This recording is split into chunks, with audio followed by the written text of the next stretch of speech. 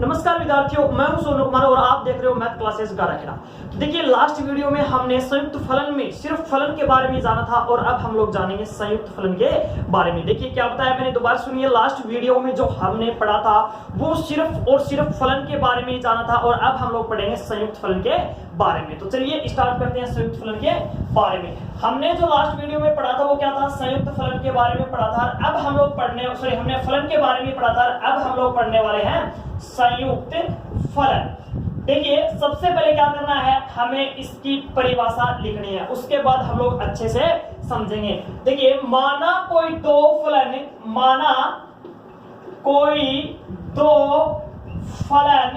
निम्न प्रकार परिभाषित है। निम्न प्रकार परिभाषित है। किस प्रकार परिभाषित है भैया, कि पहला तो जो है वो एफ ए टू बी है और जो दूसरा है जी वो बी टू सी है। क्या है, बी टू सी है। तब फलन जी ओ एफ ए टू सी एक संयुक्त फलन कहलाता है। एक संयुक्त फलन कहलाता है। देखिए इसका मतलब अच्छे समझिए कि अपने पास मान लो कि ये अपने पास क्या है कि समुच्चय ए है।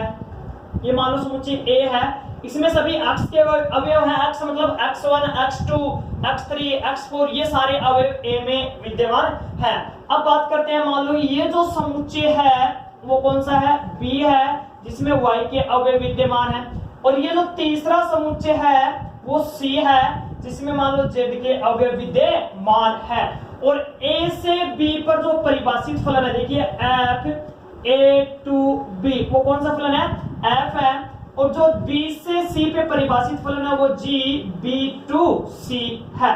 अगर अब हम लोग डायरेक्ट एक ऐसा फॉर्मूला क्रिएट कर दे, अगर ऐसा फलन बना लें कि वो a से डायरेक्ट ही c तक कन्वर्ट हो जाए, तो वो अपने पास एक संयुक्त फलन कहलाता है, अर्थात g of f a to c।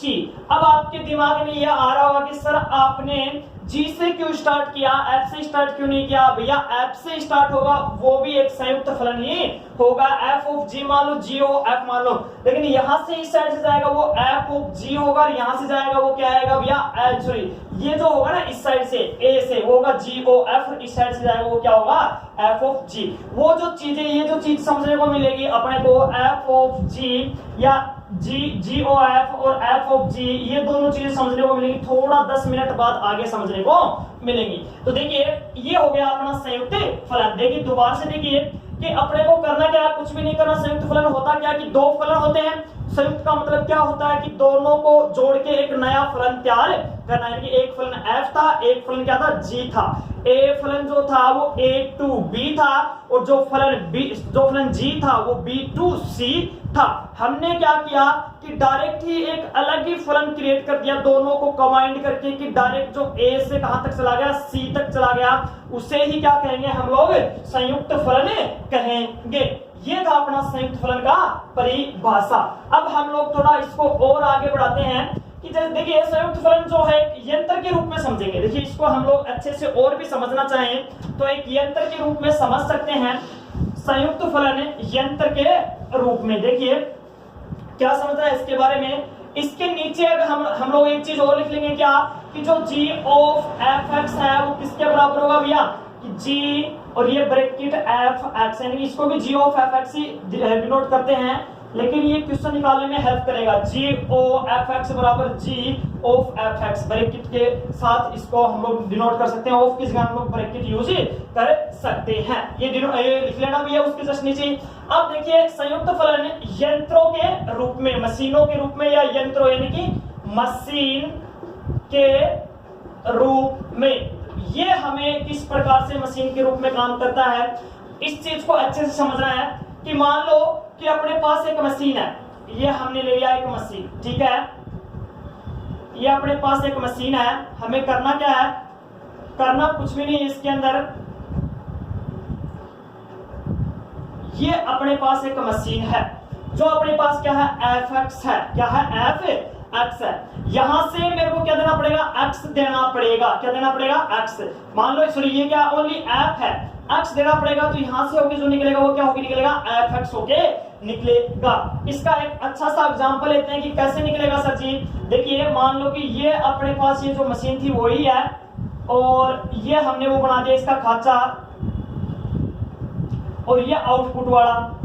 देखिए हमने यहां से मान लो क्या दिया, x दिया, x का मान ले लो कुछ भी 1 2 3 10 ये मान लो, और जो अपने पास fx है वो मान लिया कि अपने पास जो fx है वो कितना है, x स्क्वायर है। तो हमने इसके अंदर डाला x का मान, पहले मैंने 1 डाला तो fx में आएगा।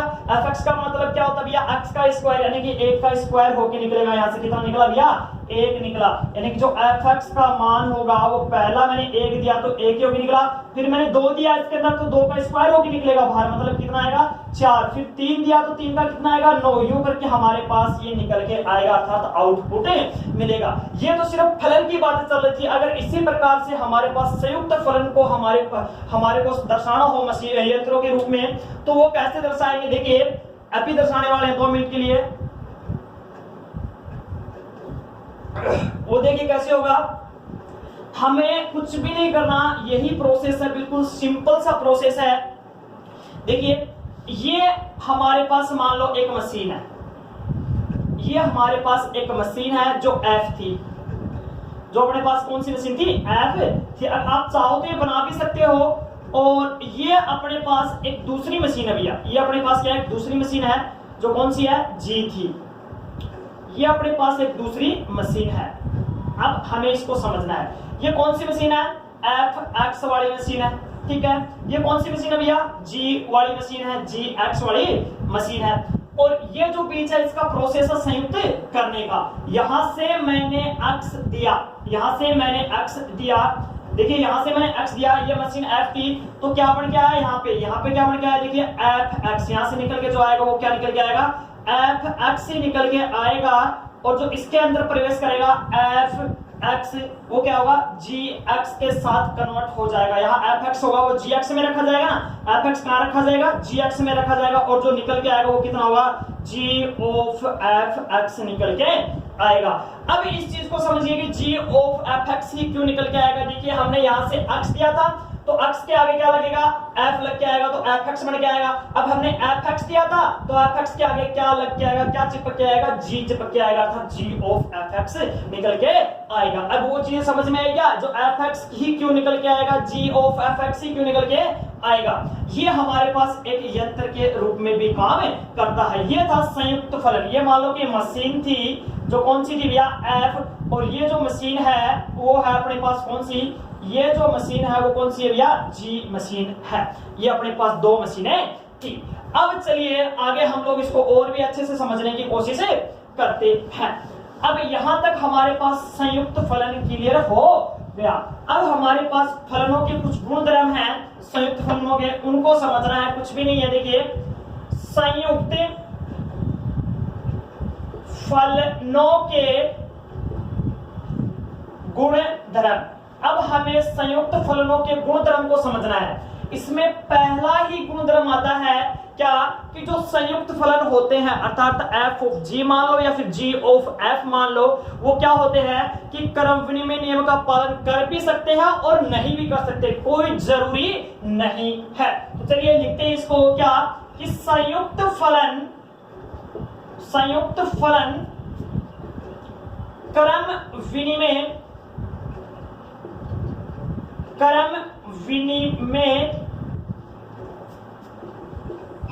नियम का पालन करें, आवश्यक नहीं है, जरूरी नहीं है।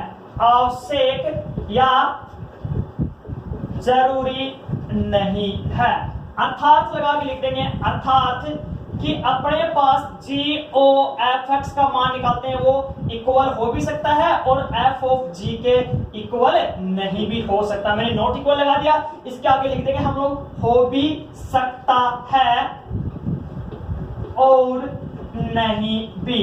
इसका मतलब है कि बराबर वो हो भी सकता है और नहीं भी हो सकता है। जरूरी नहीं का मतलब होता है कि वो बराबर हो भी सकता है, एफ ऑफ जी निकालेंगे तब जी ओ एफ के बराबर हो भी सकता है और नहीं भी हो सकता है। अब बात करते हैं इसके सेकंड की, सेकंड बोले तो सेकंड गुणधर्म की। सेकंड जो गुणधर्म होता है अपने पास वो क्या था, साहचर्य का गुणधर्म होता है। तो देखिए संयुक्त फलन साहचर्य नियम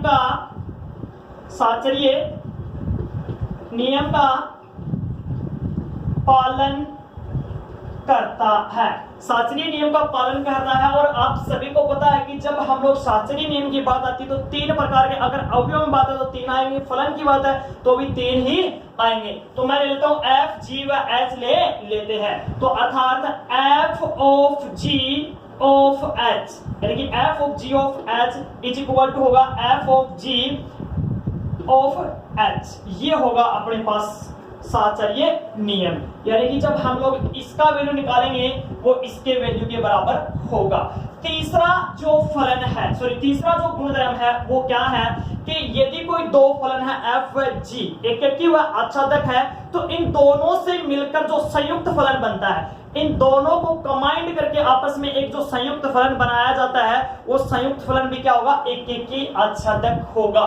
देखिए ये एक की आच्छादक दोबारा से आ गया नाम एक की और आच्छादक।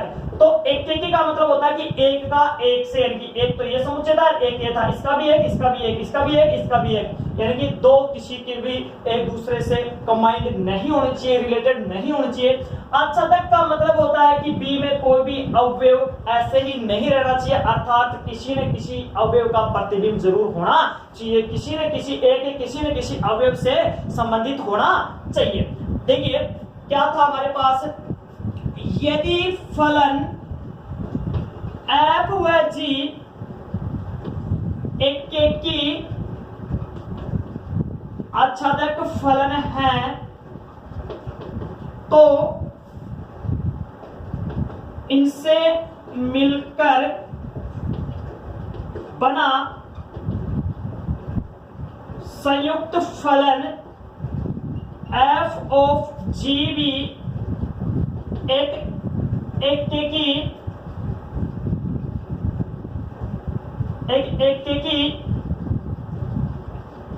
आच्छादक फलन होगा, एक की आच्छादक फलन होगा। अर्थात लगा के लिख देंगे हम लोग यहाँ, अर्थात लगा के ये नीचे साइड में उतार लेंगे क्या कि अगर एफ क्या है, एक की, देखिए एफ क्या है, एक की आच्छादक है,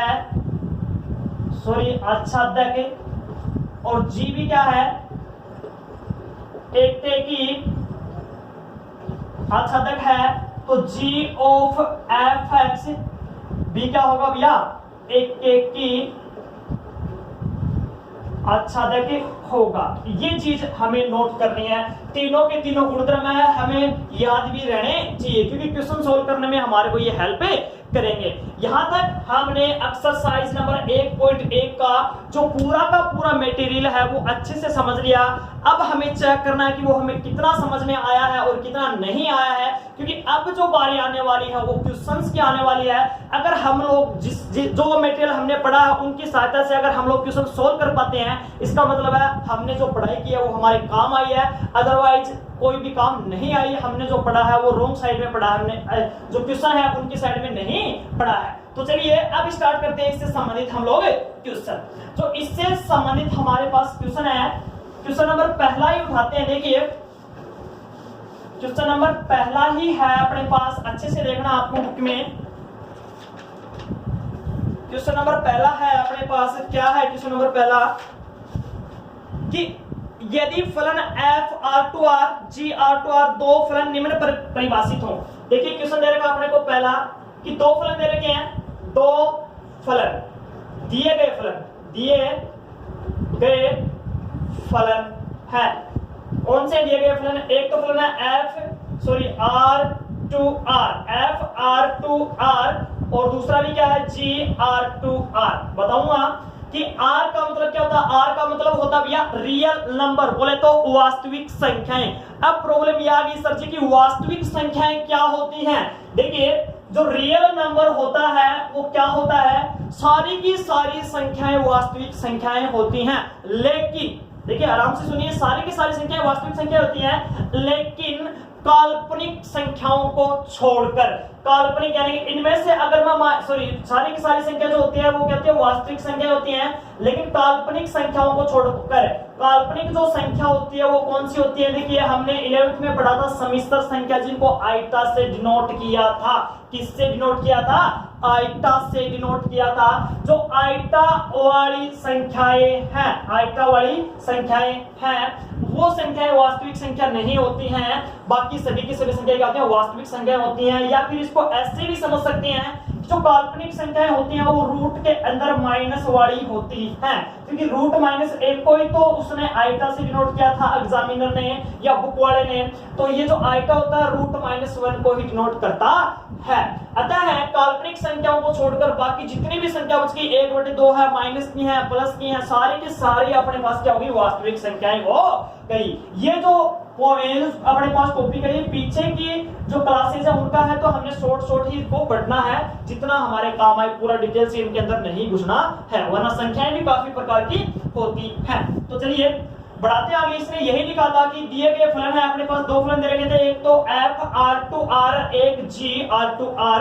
निम्न प्रकार परिभाषित है कि अपने पास देखिए f(x) का मान दे रखा था, f(x) का जो मान दे रखा 2x + 3 है, और gx का जो मान दे रखा देखिए x² + 5 है, x² + 5 है। यहां तक तो बंदे ने अपने को सब कुछ दे दिया। अब प्रॉब्लम है कि ये पूछने क्या वाला अपने को, इसने पूछा है कि भैया f(g(x), एक तो ये याद करके दिखाओ, क्वेश्चन मार्क लगा दिया, एक g(f(x), एक ये याद करके दिखाओ। हमारे को दो चीजें याद करनी है, एक तो f(g(x), ऑफ का मतलब संयुक्त फलन बनाने हैं इन दो फलनों के।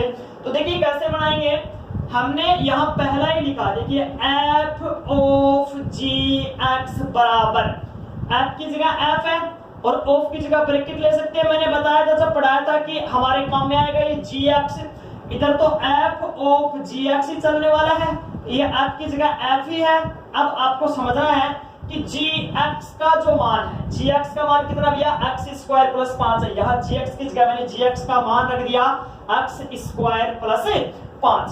अब प्रॉब्लम फंस गई कि सर अब कैसे आगे सोल्व करें। देखिए ये f(x) होता है, वैसे क्या होता है कि f(x) ही होता है, तो ये किसकी जगह, ये तो f है और ये पूरा इतना किसकी जगह है, x की जगह आया है। किसकी जगह आया भैया, x की जगह है आया है। अगर यहां से हम लोग छोटा सा पॉइंट निकाल सके तो यहां से ये निकाल लेना कि जो x का मान है वो कितना आ गया अपने पास, x² + 5 आ गया, x² + 5 आ गया। अब आपको देखना है कि f(x) में x की जगह क्या रखना है, x² 5 रखना है। ये f(x) होता है, तो f(x) ढूंढिए, ये रहा अपने पास f(x) में क्या रखना है, x का मान कितना आता है, x² + 5 आया है वो ही रखना है।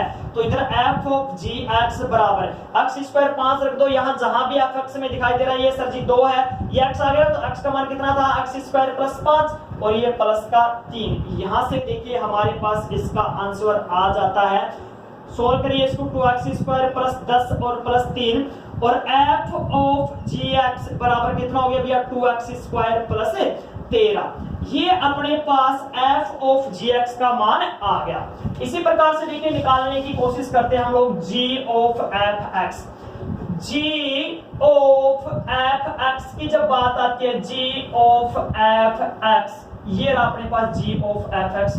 g(f(x) बराबर, ये g की जगह g है, f(x) का मान देखिए अभी भी वही काम करना है, कुछ नया काम नहीं करना है आपको। कौन सा काम कि सर जी f(x) आया है मेरे पास, क्या है f(x), अंदर क्या ब्रैकेट, अंदर घुसेंगे जब भी को सोल्व करना होगा, f(x) आया तो यहाँ f(x) की जगह f(x) का मान रखिए। f(x) का मान कितना है, 2x + 3, तो मैंने यहाँ रख दिया 2x + 3। देखिए अब और भी समझने वाली बात है, ये कौन सा फलन था अपने पास, gx था, मतलब ये निकला कि gx था ना, तो x का मान कितना आ गया 2x प्लस 3 आ गया। x का मान 2x प्लस 3 आने का मतलब है भैया कि g के अंदर तो रखना है, किसके अंदर, देखिए स्टार्टिंग क्या, g के अंदर तो रखना है, लेकिन क्या रखना है, x का मान रखना है। तो g वाला फलन कौन सा है, ये रहा अपने पास, g वाला फलन कौन सा है, ये रहा।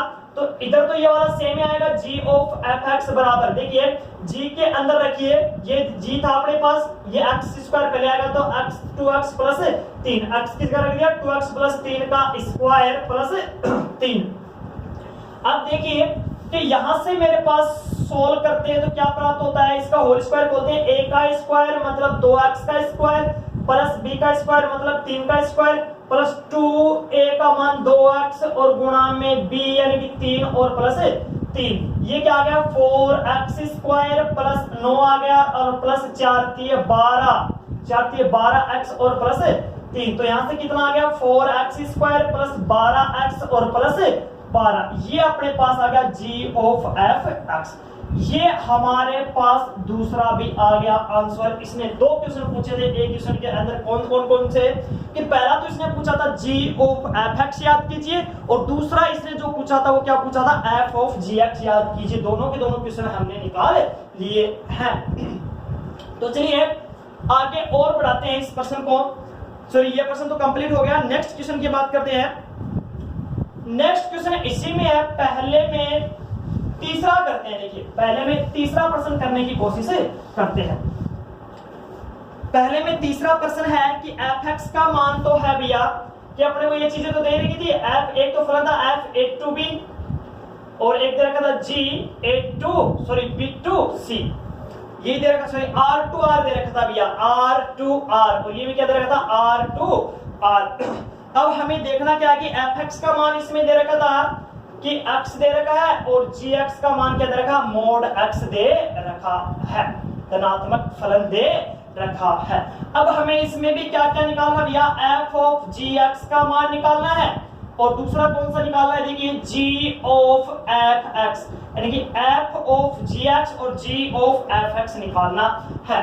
तो बात करते हैं पहले की, तो पहला कौन सा निकालना है अपने को, g ऑफ f(x) बराबर, सॉरी f ऑफ gx है, f ऑफ gx, इसको इस तरीके से लिख सकते हैं, f ऑफ gx बराबर f, gx का मान देखिए क्या है, मोड x है, क्या है, मोड x है, तो रख दिया इसमें मोड x। अब देखिए ये f(x) होता है, f(x) मतलब x का मान क्या आ गया, मोड x आ गया, x का मान कितना आ गया, मोड x आ गया, और वो कहां रखना है अपने को, f में रखना है, तो f कहां है, ये रहा। तो देखिए x का मान जो मोड x है वो x की जगह रखना है, किसमें, f(x) में, यहां मोड x आएगा तो यहां भी क्या आएगा, x की जगह मोड x ही कन्वर्ट हो जाएगा, f ऑफ gx बराबर क्या आ गया, मोड x ही आ गया। ये हो गया अपने पास f ऑफ gx, और इसी प्रकार से g ऑफ f(x) निकालते हैं, g ऑफ f(x) बराबर क्या, g ऑफ f(x). चलिए g ऑफ f(x) की बात करते हैं, ये रहा g, और f(x) का मान मेरे पास x ही है, ये रख दिया भैया x। अब हमें देखिए x का मान x ही आ गया, ये क्या किसका मान आता है, यहाँ x का मान आता है, x का मान क्या आ गया अपने पास, x ही आ गया, और ये x किस में रखना है, g में रखना है। तो g वाला फलन कौन सा, ये रहा मोड x है, तो इस मोड x किसका, देखिए ये g ऑफ f(x) तो इधर ही आ गया, ये मोड x था ना, यहाँ x था तो x की जगह क्या रखेंगे, x ही रखेंगे, ये अपने पास g ऑफ f(x) भी आ गया। इसी प्रकार से इस जो पहले प्रश्न में क्वेश्चन नंबर पहला और तीसरा सोल्व हो चुका है, बाकी बिल्कुल सेम क्वेश्चन है, आप घर बैठ के आराम से प्रैक्टिस करिए। अगर किसी भी कोई भी क्वेश्चन में प्रॉब्लम है तो आप लोग कमेंट कर सकते हो, मैं कोशिश करूंगा, पूरी कोशिश करूंगा अच्छे से अच्छा वीडियो बना के आप तक पहुंचाया जा सके। तो चलिए अब थोड़ा और आगे बढ़ा लेते हैं इसको, दूसरे नंबर का प्रश्न देख लेते हैं। दूसरे नंबर का प्रश्न देखिए, बहुत ही इंपॉर्टेंट प्रश्न है और बहुत ही समझने लायक प्रश्न है, हमें इसको अच्छे से समझना है। दूसरा प्रश्न क्या है, इसने बोला कि यदि a, अपने को a दे रखा है, पहले तो क्वेश्चन नंबर क्या है, दूसरा है, a का मान क्या दे दिया, a b और c दे दिया, और b का मान क्या दे दिया, u v w, b का मान क्या दे दिया, u v और w दे दिया। अपने को a का मान दे दिया है और b का मान क्या किया है, दे दिया है। अब हमें देखना ये इसमें इसने बोला कि दो फलन निम्न प्रकार परिभाषित है। किस प्रकार परिभाषित है? पहला तो f a to b है और जो दूसरा है वो g b to c है, सॉरी b to a है भैया, b to a उल्टा कर रखा है इसको, पहला a to b है और दूसरा है b to a है, इसको भी समझेंगे अच्छे से। और अपने को ये क्रमिक युग्म दे रखे हैं, क्रमिक युग्म दे रखे हैं कि जो f का मान है वो दे रखा है कि a v, इस चीज को भी समझाएंगे कि कैसे कैसे आ रहे हैं a v और b u, ठीक है भैया, और तीसरा c w, ये चीज दे रखी है। और जब g की बात आती है तो g के जो हमारे को मान दे रखे हैं u p, u और b है और v a और W और C, ये अपने को G की वैल्यू दे रखी है। अब ये बोला है कि f ऑफ G या G ऑफ F याद कीजिए। क्या याद करना अपने को? f ऑफ G, एक तो हमें ये याद करना है और दूसरा G ऑफ F, एक हमें ये याद करना है। देखिए पर्सन वही है, थोड़ी सी लैंग्वेज चेंज हो गई, बस उसी को समझना आपको। पर्सन वही है, थोड़ी सी लैंग्वेज चेंज हो गई, उसी को समझना है, कुछ भी नहीं करना है। हमें सिर्फ सबसे पहले इनके डायग्राम बनाने हैं। कौन से? कि मान लो पहले f फंक्शन f के लिए बनाना है, तो मान लो कि ये समुच्चय मेरे पास क्या था? a था, यहां से लगाओ आंसर, या फिर वहीं लगा दिया था आंसर, तो ये लगा दिया मैंने समुच्चय a में कितने अवयव थे मेरे पास भैया? 3 अवयव थे, a b और c। ये था मेरे पास कौन सा? समुच्चय b, जिसमें u v और w था। और ये जो फलन इसमें परिभाषित था f a to b था, f a to b था। f में चले जाओ, फलन f का जो वैल्यू दे रखा है ये देखिए, क्रमिक युग्म का मतलब क्या होता है कि जब हम लोग ये रखते हैं तो ये आता है, और इसका मतलब ये जो हमारे पास हमने इसका बनाया, इसका मतलब ये होता है कि ये जो a होता है वो तो परिभाषित का मतलब क्या होता है कि a वाले मान होते हैं वो तो हमें रखने होते हैं, b वाले अपने पास क्या होते हैं? निकल के आते हैं, यही मतलब होता है। तो a में इसका मतलब देखिए a का तो रखा जब तो मेरे पास कौन सा आया भैया? v आया, ठीक है। फिर b रखा तो कौन आया मेरे पास? देखिए u आया। इस कर्मित युग्म का मतलब यही होता है, कर्मित युग्म का जो मतलब है भैया यही होता है कि f में जो अपने पास सिस्टम है वो जब a रखते हैं तो v आता है, b रखते हैं तो u आता है और c रखते हैं तो w आता है। इस चीज को दोबारा से देखिए क्या होता है मैंने कि f के जो सारे के सारे मान अपने को दे रखे हैं उसमें हम लोग a रखते हैं तो क्या आता है अपने पास? v आ रहा है, b रखते हैं तो u आ रहा है और c रखते हैं तो क्या आता है? w आता है। क्या आता है? w आता है। ये हो गया फंक्शन नंबर f के लिए। इससे हम लोग कुछ वैल्यूज निकाल लेंगे जो हमारे आगे काम आएंगी। तो यहां से क्या मतलब निकला कि हमने f में a रखा था तो क्या आया था मेरे पास? v आया था, और f में चलिए थोड़ा ऊपर लिख देते हैं, यहां लिख दो, कोई दिक्कत नहीं है। देखिए f में हमने a रखा तो क्या आया था मेरे पास? v आया था, और f में b रखा था तो u, और f में c रखा था तो क्या आया था? w आया था। यहां तक कोई दिक्कत नहीं क्या? अब हम लोग g का बनाते हैं, तो g का बनाने के लिए देखिए पहले b लिखते हैं हम लोग, क्या लिखते हैं? b। ये पहले b लिख दिया, कोई दिक्कत वाली बात नहीं है, या फिर वैसे हम लोग एरो का उल्टा साइड में लगा सकते हैं, लेकिन मैंने पहले b लिख दिया, कोई दिक्कत नहीं उसमें। b का कौन कौन से थे? u v और w थे, ये रहा b, और ये रहा अपने पास समुच्चय कौन सा? a। इसमें क्या था? a b और c। ये b से इस पे परिभाषित था कौन सा भैया? g b to a, ये इसमें क्या था? परिभाषित था। अब g में चले जाओ, g का मतलब कर्मित युग्म दे रखा। कर्मित युग्म का मतलब होता है कि u रखते हैं तो b आता है, u रखते ही क्या आता है अपने पास? b, और v रखते क्या आता है? a। देखिए v रखते क्या आता है अपने पास? a, और w रखते क्या आता है? c। w रखते क्या आता है? c आता है। तो यहां से भी हमारे पास कुछ वैल्यूज होंगे वो निकाल लेंगे कि जो अपने पास g था उसमें u रखा तो मेरे पास क्या आ गया था? b, और g में v रखा तो क्या आ गया था? a, और g में w रखा तो कितना आ गया था? c। ये अपने पास यहां तक वैल्यूज आ गई थी। अब हमें देखिए जो निकालना उसकी बात करते हैं, f ऑफ g निकालना है, f ऑफ g निकालना है। तो हमें स्टार्ट करना सबसे पहले यहां से कि f ऑफ g, तो g का जो वैल्यू है वो कहां से स्टार्ट होता है, u v w, तीन ही तो वेव हैं, u v w। तो पहले मैंने निकाला g ऑफ u, तो देखिए f ऑफ g u, ये चीज तो पहले निकालना सीखे हम लोग, ये f रहा, और g u का मान बोलिए कितना है, यहां से देखिए g u का मान कितना b है। अब आपको देखना ये है कि एफ बी, पूरे एफ बी का मान कहां पे मिलेगा आपको, देखिए ये रहा एफ बी का मान कितना आ गया, यू आ गया। इसी प्रकार से f of g u v, f of g second क्या निकाला हमने, जी के बाद में जी वी, देखिए जी यू जी वी और जी डब्ल्यू, आपको ये ध्यान रखना है कि जी है तो यू आएगा, फिर वी निकालना है, फिर डब्ल्यू निकालना है। तो इसको भी देखिए एफ ऑफ जी वी बराबर एफ जी वी का मान देखिए कितना है, जी वी का मान है ए, तो एफ ए का मान देखिए कितना आ गया, वी आ गया। एफ ऑफ जी डब्ल्यू बराबर एफ ऑफ जी डब्ल्यू, और ये एफ है, और जी डब्ल्यू का मान देखिए कितना है, जी डब्ल्यू का मान कितना भैया, सी है, जी डब्ल्यू का मान कितना है, सी है।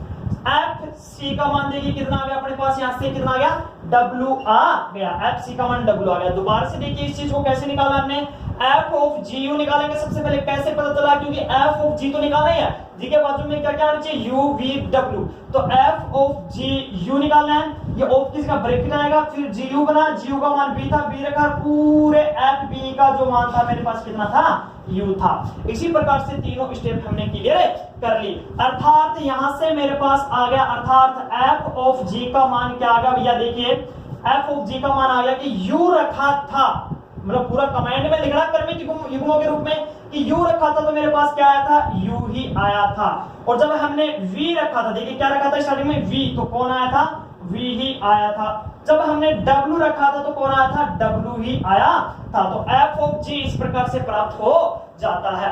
अब बात करते हैं, एफ ऑफ जी तो हो गया, अब हमें बात करनी है किसकी, हमें बात करनी है जी ऑफ एफ की। तो यहीं से स्टार्ट कर देते हैं हम लोग, क्योंकि ये पूरा का पूरा मिटाएंगे नहीं, क्योंकि काम आएगा बार बार सारा का सारा सिस्टम।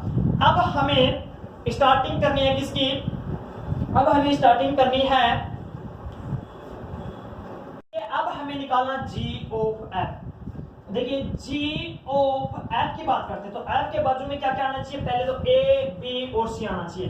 तो पहले मैंने लगाया एफ ऑफ ए, तो सॉरी जी ऑफ ए, तो जी ऑफ ए यानी कि एफ ए बन गया, तो जी, और एफ ए का मान कितना है, देखिए तो वी, और जी वी का मान कितना हो गया, देखिए जी वी का मान कितना आता है, ए आता है। इसी प्रकार से जी ऑफ एफ यहां लगाया मैंने बी, तो जी ऑफ कितना आ गया भैया, एफ बी, और यहां कितना हो गया, जी ऑफ एफ बी का मान देखिए कितना हो गया, एफ बी का मान कितना है, यू, और जी यू का मान कितना हो गया भैया, जी यू का मान कितना आता है, बी, देखिए जी यू का मान कितना अपने पास, बी है, जी यू का मान कितना भैया, बी है।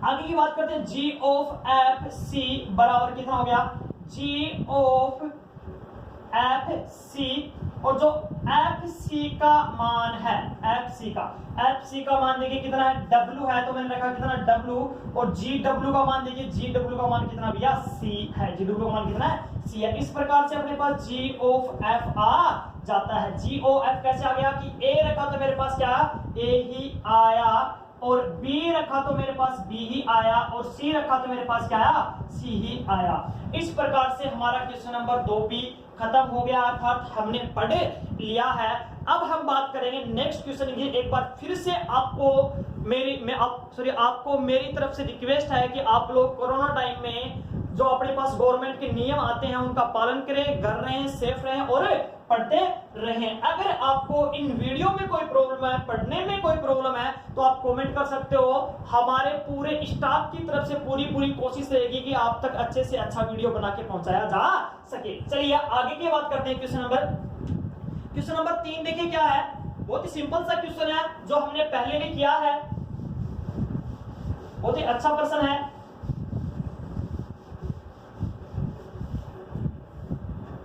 तीन का जो क्वेश्चन है वो क्या है अपने पास, देखिए कि अपने को दे रहा है कि f R plus to R, यानी कि एफ जो है आर प्लस से आर प्लस पे ही परिभाषित है, और एक दे रखा अपने को जी जो है वो भी आर प्लस से ही परिभाषित है।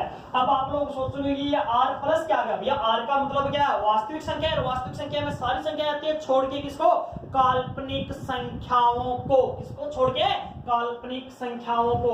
और r प्लस मतलब धनात्मक संख्या आएंगी, धनात्मक संख्या आएंगी। r में कौन कौन से आएंगे, देखिए भैया प्लस वाली भी, नेगेटिव भी आएगी या जीरो भी आएगा। तो सिर्फ हमें प्लस वाली से मतलब है, आइटा वाली तो आएगी ही नहीं। तो हमें किससे मतलब है, प्लस वाली से मतलब है। r प्लस का मतलब होता है धनात्मक वास्तविक संख्याएं।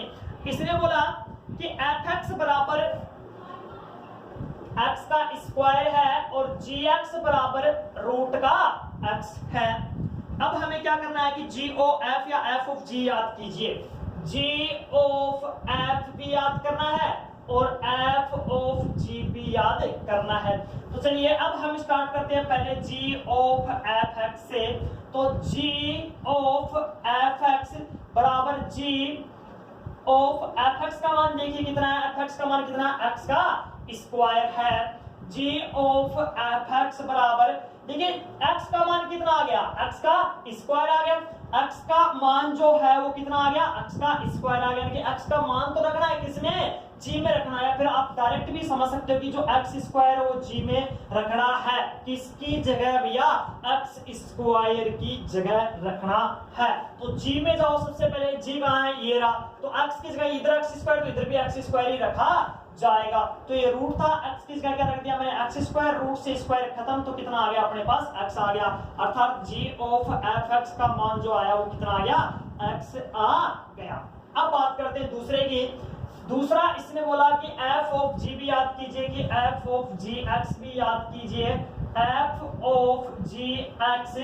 तो f of gx बराबर f, gx का मान देखिए कितना है, gx क्या है, रूट x है। कितना है, रूट x। तो हमने रखा इसके अंदर रूट x।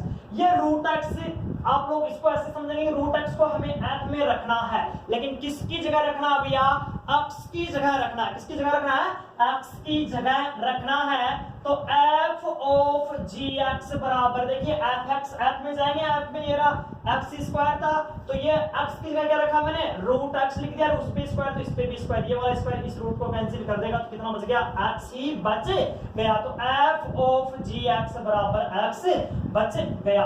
अब देखिए g of fx का मान भी अपने पास x ही आता है। इसको समीकरण 1 इसको समीकरण 2, दोनों के दोनों आंसर तो आगे, लेकिन इसने पूछा था कि क्या ये दोनों के दोनों संयुक्त फलन जो है वो तुल्य फलन है। तो अब हम लोग लिख सकते हैं समीकरण 1 व 2 से compare between equation first and second. क्या है कि f g of fx बराबर f of gx, ये अपने पास आ गया। तो हम लोग लिख सकते हैं कि हाँ, ये दोनों के दोनों फलन क्या है, परस्पर तुल्य फलन है। इसी के साथ हमारा क्वेश्चन नंबर 3 भी खत्म होता है। अब आप लोगों को क्या करना है कि इसकी आगे की एक्सरसाइज में आपको अगर 2-4% सोल्व होते हैं तो आपको अच्छे से करना है, घर पे रहना है, सेफ रहना है और पढ़ाई करनी है। अब हम लोग मिलेंगे नेक्स्ट वीडियो में और नेक्स्ट क्वेश्चनों के साथ।